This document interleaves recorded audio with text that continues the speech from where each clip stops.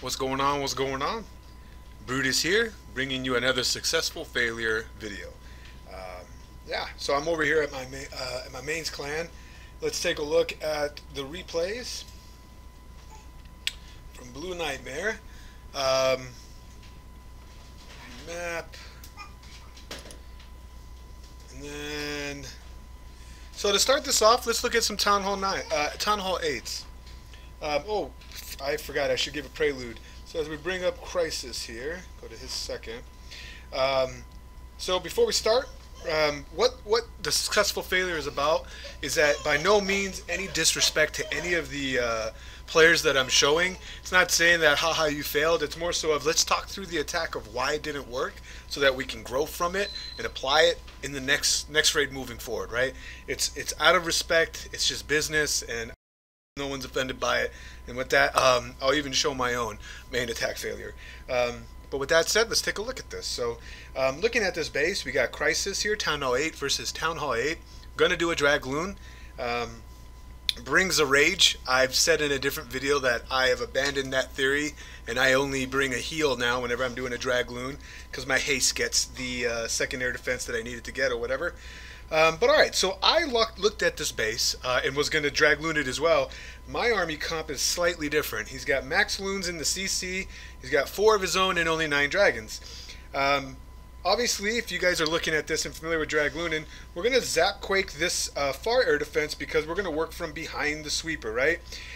Plus there's just one one thing that can target your dragons way over there on the far side as he drops down his quake. Alright, so now there's 2 left, and they're relatively close. There is a ton of HPS to beat through, but once you take down these 2 structures, seeing where the rings are at, okay? Seeing where the rings are at, they're not covering these or that, and this really means jack shit when it comes to dragons. So if you can, you're going to beat through this line easily. You're going to stall out right here. This is why I bring a heal versus rage. And when that happens, you're going to trigger the CC, and then, but once you get the next nearest defense after these go down, are these mortars, and the next nearest closest defense is the air defense. Loons under haste is going to get that. They're going to get that, and you're going to end up getting the other air defense as well. But with Crysis, what he does here is he comes from this angle, but tries to get it too surgical and subsequently thins his dragons. So he starts it on the right here and sends just half of his loons to basically target that air defense, and they're going to get it. There he uses his rage, and I believe he uses the haste for the other one. There's the other dragon funnel, and then he's going to send his CC loons that way to try to get that air defense. I believe, yeah, kind of. So it's late getting there, but look at this point. He's got a dragon way out on the left. He's got one way over here on the bottom. You know, the remaining dragons and one here that's about to die. Basically, the squadron, if you will, squadron of dragons is thinned out. They are taking. One of the values of Draglooning is keeping your dragons combined together to move as a wave across a base. That's what you want to try to do. When you have them all spread out like this, they take on cluster, like right here, this is 2-point defenses coming at them. They take on cluster defenses on some of the bases, one at a time, and then dragons get picked off. The value comes with keeping them together to push through it. So that's the reason why that didn't make it. I will try to give you a quick illustration of that. These are already done. Crysis did a great job there. Because all I did was Dragloon this base. Alright, so I'm going to fast forward just so you get an idea. Alright, so zap the furthest one down. There's my funnel going on. Funnel to make sure that they stick together. Zoom on through, keep them healed by that encounter, and then right there, game's over. Game's over. The dragons are all in a line, and they're going to continue to move across as a wave. That's what you're aiming for with that. Don't thin it like hogs. Don't thin the herd. Well, don't thin your squadron. Let's move. Nice try. Let's move up to a Town Hall 9, and we're going to look at number 11. We're going to look at Deadman's attempt on this. This is 3 attempts. So Deadman, nice try on this, cleaning it up. Replay number 2. his angle that he's going to do is he's going to, before we go right here, looking at this base. All right, so in all the examples we're going to look at, they're all going to be hobos. The entry is what can be maximized here. When you're deciding how to enter a base with your golems, you want to make sure that you distract enough defenses that won't pick off your wizards that are going to funnel. So if you see, as he enters down here, here and here, that will get this wizard tower, this X-bow, but it's not going to get this. It's not going to get this wizard tower. It's not going to get this cannon. So if I can't put any wizards on this side because the cannon's not distracted by the golem. Same thing with the wizard. Maybe a baby dragon here would be great because it's not covering these structures right here, or not being covered by these air defenses. But he's forced now to keep the funnel really tight, meaning right here. One piece of advice I have for you is, I see commonly too many people mistakenly do this. They basically put down their wizards in a line like this, like a straight line, or they go from you know, just like do in a straight line from left to right. What you really want to do is start from the outside and move your way inward. So wizard, wizard, wizard, and on the left side, wizard, wizard, wizard. If that wasn't covered, that's what you want to do, because as they go down, then your wizards move inward and become part of your kill squad. So remember that when placing wizards. This is not terrible here, but this is what you really needed to get down. And seeing how the cannon is covering the actual structure itself, the wizards will stand right outside of that ring and bring it down. So if his wizard placement was a little bit more generous, up maybe about 3 tiles to the left, after this structure goes down right in front of the cannon, they would bang on that high hit point storage, and it's going to prevent a walk. Same thing with this structure right here. You got to bring it down, especially if you have bowlers. This wizard tower is not covering it. Nothing is, and this archer tower is going to stay distracted as those golems go inward. There, that one goes down. But it's too many wasteful wizards which cut into your main attacking force. So as BK walks on them, and now that the core, this portion right here is all gutted out, the next nearest structure for the queen to get, she'll walk. She'll go to the left. So some tips about funneling there. The other part is, as we push pause, is the DGB locations. So they could be here, they could be here, and they could be here. They end up being right in between here and right in between here. So his goal is to take this out, and the queen obviously, and get the CC lure, which is, he got that to come out. But he's left, he'd have to beat through the town hall in order to get rid of the DGB pathing over here. So that poses a threat and forces you to do segmented hogs. This is why I want to talk about where to enter, keeping in mind that you want to get DGB locations, queen, and all that good stuff you need for hogging. I would have entered right here. If you put a golem hitting on this wall, I get the mortar, I get the archer tower, especially if I hit this wall right here. If I basically drop it right there, it will hit this wall. And on the right side, if I set it right in between here, no doubt I'm getting the mortar in this section as well. So why is that the difference being made there? Because I can put a wizard right here on this camp. When it goes down, it'll go to that structure next. Same thing with this. I put a wizard right here, go to that structure next. So for the cost of just 2 wizards, I got my funnel created. With that said, I want to maximize my value, especially if I'm going to get that one distracted. I would be generous, seeing how this cannon is not coming all the way over. I would put a wizard on this one, this one, and this one, and this one, and this one, and this one, and leave the 2 middle structures for my queen to take down. That way, as part of my funnel, not only am I making sure that the trash ring is gone, but there's no doubt that my wizards will step up and take out this point defense and that point defense as part of the funnel. Wall breaker in here, and the queen, look at this, she'll walk right on in. So I don't have to jump to the queen, she's right there. It eliminates 1 giant pathing. There's no doubt my queen will shoot, or bowler will reach that one as well. That eliminates a second double giant DGB pathing. And lastly, with this gone, there's the other, the 3 only real, well, that leaves 1 over here, but this is really a bad spot over here on the bottom. That's a real bad spot for a DGB.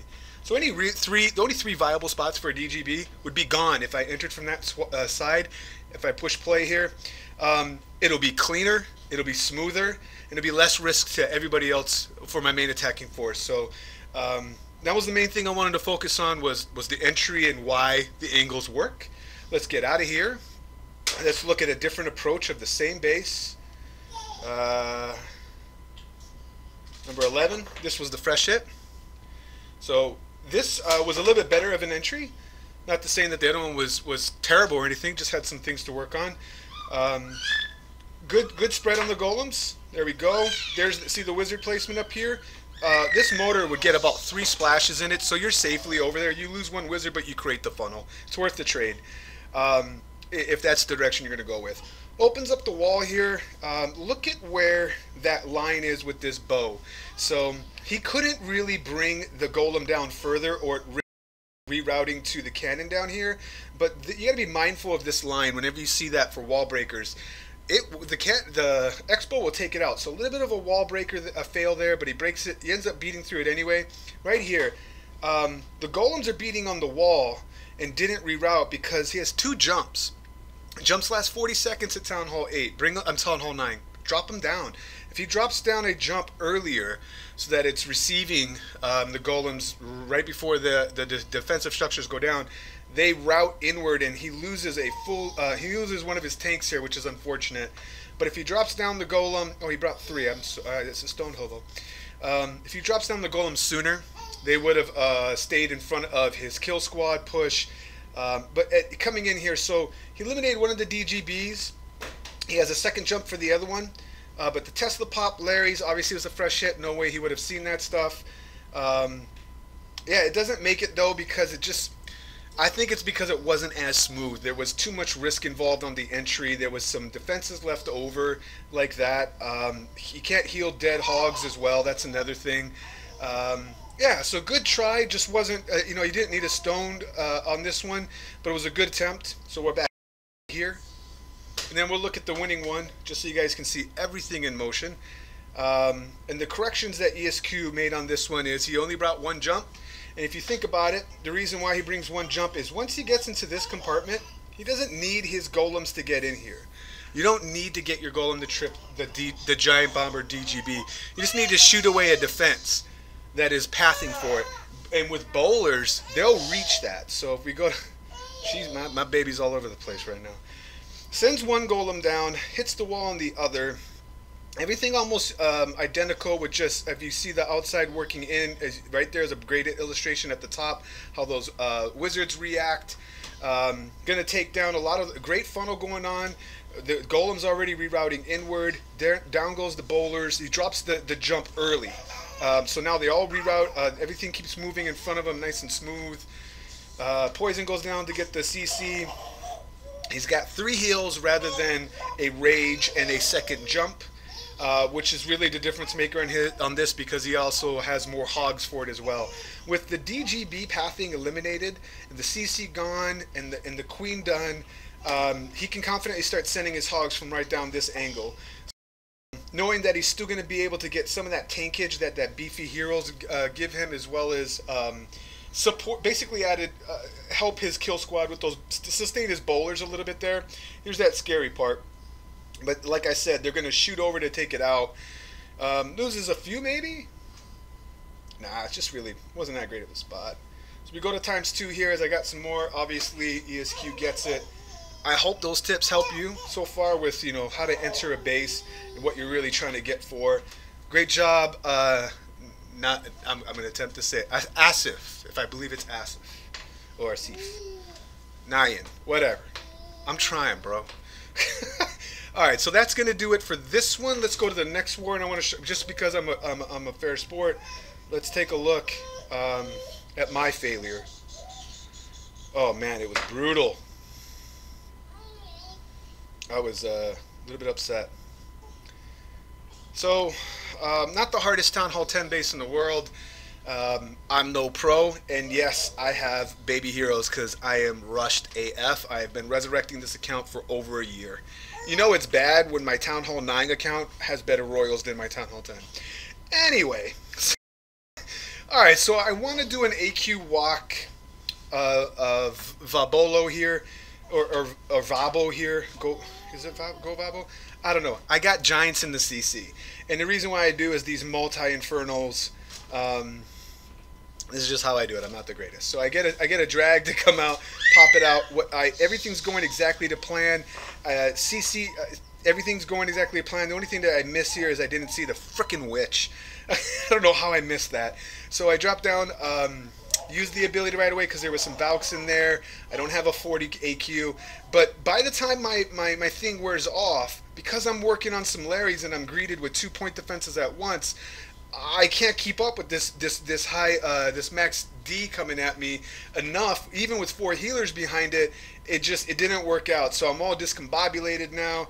Got a funnel going for my giants that are basically for I want to eliminate this side with my bowlers, which is what they're there for, to push my Valks inward. I'm aiming for a 2. I always aim for a 2, a safe 2, with a possibility of a 3. And given the level of Ain't Nobody Wars, this is acceptable. If you can consistently double a 10, it's good with us. But we always push for the 3. So because I lose my queen, everybody pushes in here. Everything else went according to the way, but yeah, it failed because I didn't account for that witch. And when my ability wore off, my rage wore off, I didn't have enough to withstand all that point defense coming at me before I could take it down in time.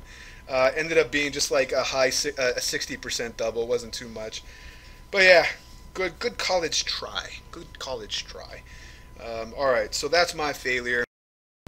You guys enjoy that. Once again, hopefully those tips were helpful for you on this successful failure video. Once again, it's Brutus reminding you, you got to be better than a double, and I will check you next time.